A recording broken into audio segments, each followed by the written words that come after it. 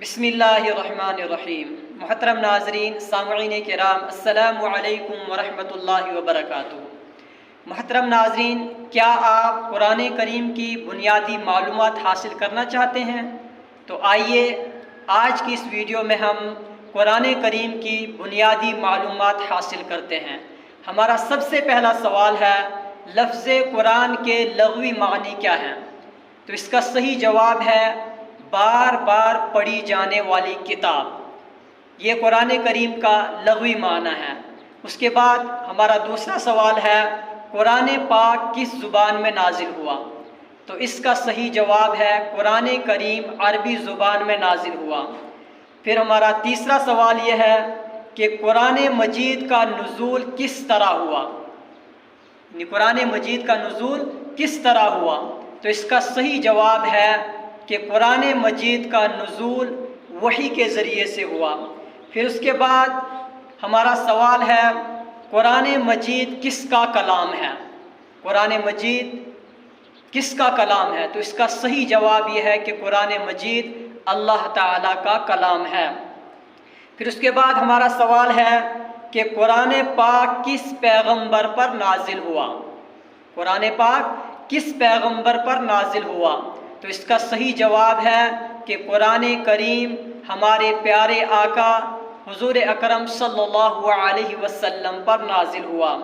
پھر اس کے بعد ہمارا سوال یہ ہے کہ قرآن پاک کا نزول کب شروع ہوا؟ یعنی قرآن پاک نازل ہونا کب شروع ہوا؟ سب سے پہلے قرآن کریم کب نازل ہوا؟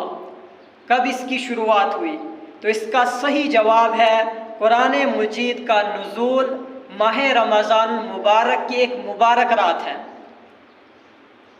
ماہ رمضان المبارک کی ایک مبارک رات جس کا نام لیلۃ القدر ہے، اسی میں قرآن کریم کا نزول شروع ہوا۔ پھر اس کے بعد ہمارا سوال ہے، وحی لانے والے فرشتے کا نام کیا ہے؟ یعنی اس فرشتے کا نام جو حضور اکرم صلی اللہ علیہ وسلم پر وحی لے کر آتے تھے، ان کا نام کیا ہے؟ تو اس کا صحیح جواب ہے حضرت جبریل علیہ السلام۔ حضرت جبریل علیہ السلام اللہ تعالیٰ کی طرف سے حضور اکرم صلی اللہ علیہ وسلم کے پاس وحی لے کر آیا کرتے تھے۔ اب اس کی شروعات کس جگہ سے ہوئی؟ یعنی قرآن مجید کے نزول کا آغاز کس جگہ سے ہوا؟ تو اس کا صحیح جواب ہے غار حرا۔ مکہ مکرمہ میں ایک غار ہے جس غار کا نام غار حرا ہے۔ پھر اس کے بعد ہمارا سوال ہے، قرآن پاک کا نزول کس شہر سے ہوا؟ تو اس کا صحیح جواب ہے مکہ معظمہ سے۔ پھر اس کے بعد ہمارا سوال ہے، قرآن پاک کی حفاظت کا ذمہ دار کون ہے؟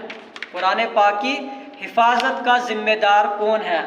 تو اس کا صحیح جواب ہے اللہ تعالیٰ، کہ اللہ تعالیٰ نے قرآن کریم کی حفاظت کی ذمہ داری خود لی ہے۔ قرآن کریم کے اندر بھی اللہ رب العزت ارشاد فرماتے ہیں، اِنَّا نَحْنُ نَزَّلْنَا الذِّكْرَ وَإِنَّا لَهُ لَحَافِظُونَ، کہ بے شک ہم نے ہی قرآن کریم کو نازل کیا ہے اور ہم اس کی خود ہی حفاظت کریں گے۔ امید ہے کہ آپ حضرات کو یہ ویڈیو پسند آئی ہوگی، اس لیے آپ حضرات سے گزارش ہے کہ اس ویڈیو کو جتنا ہو سکے لائک کریں، شیئر کریں اور ہمارے چینل کو سبسکرائب ضرور کریں، تاکہ آئندہ بھی آپ کو قرآن کریم سے جڑی ہوئی بنیادی معلومات حاصل ہو۔ اللہ حافظ۔